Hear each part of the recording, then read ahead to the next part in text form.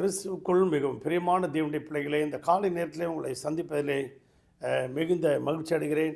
கர்த்தர் ஒவ்வொரு நாளும் நம்மை போஷித்து பாதுகாத்து பராமரித்து வருகிறது நினைத்து கர்த்தரை ஸ்தோத்திரிக்கிறேன். சென்னையில் வேளச்சேரியில் உள்ள ஏழிமேஜி சபை வழங்கும் அனுதினம் அண்ணா.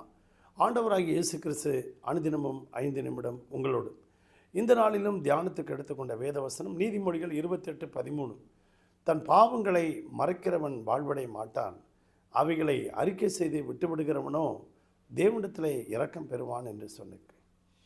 பிரியமான தேவனுடைய பிள்ளைகளே, ஒரு ஸ்கூல் படிக்கிற பையன் இந்த கழுகின் வடியை ஆராய்ச்சி செய்ய வேண்டும் என்று சொல்லி அந்த கழுகை பார்த்து கொண்டே இருந்தான். அவன் படிக்க படிக்க அவன் பிறகு கல்லூரி வாழ்க்கைக்கு போகும்போது ஒரு நாள் அந்த கழுகு எங்கே கூடு கட்டியிருக்கு என்பதை குறித்து பார்க்க போனான். ஒரு நாள் மேலே ஏறி இந்த பைனாக்குலரில் பார்க்குறான், கழுகு எவ்வளோ உயரத்தில் பறக்குதுன்னு பார்க்குறான். பார்த்துக்கிட்டே இருந்தான். அந்த கழுகு திடீர்னு கீழே இறங்குனுச்சு. இறங்கினவுடனே ஒரு மரத்துக்கிட்ட போணுச்சு. மரத்தில் போனோடனே ஒன்றை கவிக்கிட்டு மேலே போய்கிட்டே இருக்கு.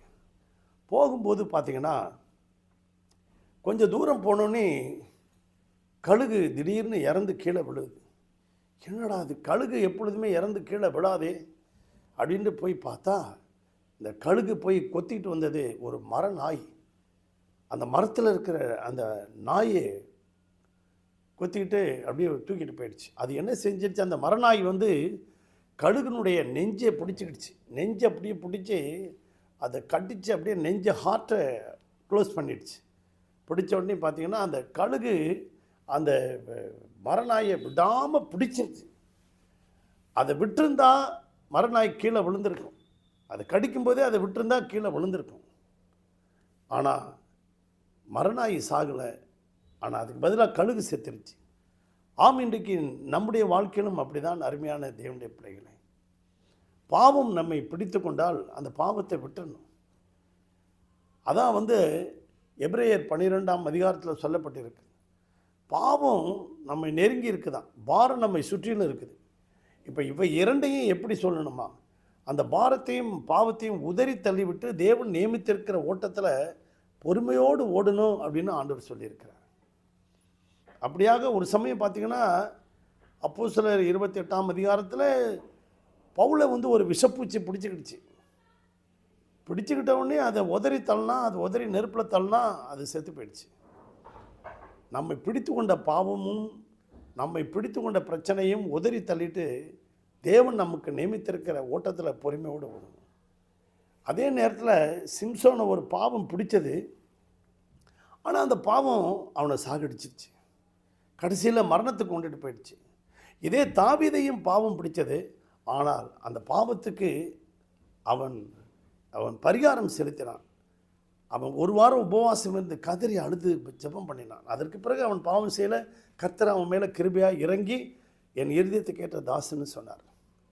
இந்த சத்தத்தை கேட்டுக்கொண்டிருக்கேன் நீங்களும் நானும், அன்பு தேவனுடைய பிள்ளைகளே, இந்த பாவம் நம்மளை பிடிச்சிருச்சுன்னா அது உதறி தள்ளி விட்டுணும், இல்லைன்னா நம்மளை அது சாகடிச்சிடும். அப்படியா வந்து ஒரு வெள்ளம் கரை புரண்டு ஓடிக்கிட்டுருக்கு. அது இருவரும் வேடிக்கை பார்க்க போகிறார்கள், மாமன் மச்சான்.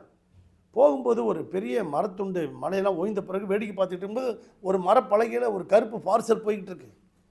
கருப்பு பார்சல் போயிட்டுருக்க நேரத்தில் ஒரு திட்டு, ஒரு மரம் அந்த இடத்துல போய் மோதி நிற்கிது. டேய் மச்சான், அதை போய் எடுத்துகிட்டு வாடா, ஏதோ ஒரு பெரிய பார்சல் மிதந்து வருது. அவன் ஓடினான், நீந்தி போய் அதை பிடிச்சி எடுத்துகிட்டு வரத்துக்குள்ளே இழுடா அப்படிங்கிறான். இல்லைப்பா, அது என்ன இழுக்குதுடா அப்படிங்கிறான். ஏன்னா அது ஒரு கரடி, அது கருப்பாக இருந்தது. இவன் போய் பிடிச்சான், அது அவனை பிடிச்சி அப்படியே சாப்பிட்டுருச்சு. இன்றைக்கு பாவமும் அப்படி தான், விபச்சாரமும் வேசித்தனமும் மதுபானமும் இப்படி உங்களை அணுவாக உங்களை கொண்டுக்கிட்டே இருக்கும். ஆம், நம்மை அழைத்தவர் பரிசுத்தர் அல்லவா, அந்த அவரை போலவே நாமும் பரிசுத்தமாய் வாழ்வதற்கு இந்த நாளிலே நம்முடைய பாவங்கள் எல்லாம் அறிக்கையிட்டு பரிசுத்தமாய் வாழ்வோம். அந்த அருமையான தேவனுடைய பிள்ளைகளை, யோசேப்பை பாவம் பிடிச்சது, அவன் உதறி தள்ளிட்டு ஓடிட்டான். கர்த்தர் அவனை உயர்ந்த அடைக்கலத்தில் வச்சார். இந்த சத்தத்தை கேட்டுக்கொண்டிருக்க அன்பு தேவனுடைய பிள்ளைகளை, நீங்களும் நானும் யோசேப்பை போல வாழ்வோமா? பரலோக பிதாவே, இந்த சத்தத்தை கேட்டுக்கொண்டிருக்க ஒவ்வொரு பிள்ளைகளையும் ஆசீர்வதியும், ஒவ்வொரு குடும்பத்தையும் ஆசீர்வதியும், அவர்கள் தேவைகளை சந்தியும், வியாதி பலவீனம் எல்லாவற்றுக்கும் விலக்கி பாதுகாத்துக்கொள்ளும். மனசில் நிம்மதி சமாதானத்தை தாரும். ஒரு குறைவில்லாமல் இதுவரைக்கும் நடத்தின கர்த்தர் இனியும் நடத்தும். இயேசுவின் நாமத்தில் பிதாவே, ஆமென். God bless you.